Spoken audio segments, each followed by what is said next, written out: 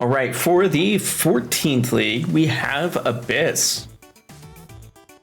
So Abyss introduced the Elder and the Atlas of Worlds portion where Elder and Shaper were fighting.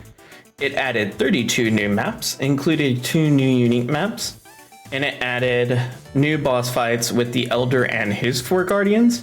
It also introduced Shaped and Elder items, where we got our first set of influenced items. And that they could only be found in Shaper or Elder realms, because this is when you would run the Atlas in such a way that you always either got Shaper or Elder influence on a specific map and just run the same map over and over and over and over and over again. That was the meta back in with this expansion forward for a few expansions.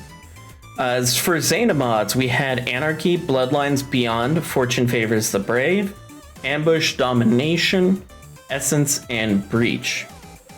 Fortune Favors the Brave is basically in everyone since its implementation, and it just gives you a way of adding stuff to maps, essentially.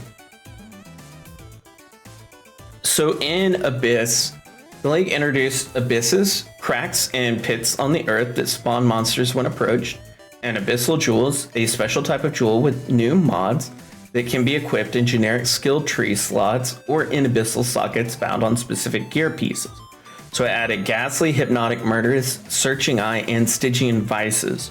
It also added the following uniques: Darkness and Throne, Tomb Fist, Light Poacher, Bubonic Trail, and Shroud of the Lightless. Then, as always, links to the league, the Abyss, the Abyssal Death, and a picture of an Abyss opening in the background. As far as Abyss, it was very well received after the patch changes. So this started GGG making significant changes every league within the first few weeks. Originally, Abyss was barely visible, which caused all kinds of problems as leagues have become more and more complex. The need to patch has been way higher than it was before. This is probably due to putting too much onto the pile for the dev team to adequately test by the time the project is due. As far as Abyss now, it suffers a similar issue that Harbinger does, which Abyss causes backtracking.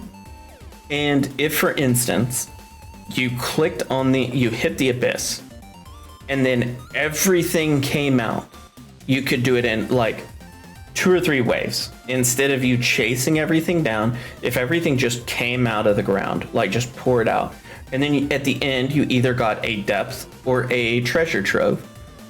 And if you get a depth, maybe less stuff pours out of the ground. And if you get a box, maybe more stuff pours out of the ground. Maybe you do 2 waves for depths, 3 waves for box. But if they would make it where it just all came out, I think it would make Abyss much more engaging. And this was actually brought up by one of my friends, which you'll probably see me playing with at some point in a video, which is Orange. It really makes a very, very unique idea because it makes it challenging, but it also makes it where it doesn't involve the backtracking mechanic, which is fantastic because the backtracking mechanic is really what gives you a negative, like it's immersion breaking in the world of an AARPG to have to backtrack or to wait around. Like the instant gratification is what feels good in an AARPG. But I hope you enjoyed this, and I look forward to catching you on the next one. Have a great day, Exile.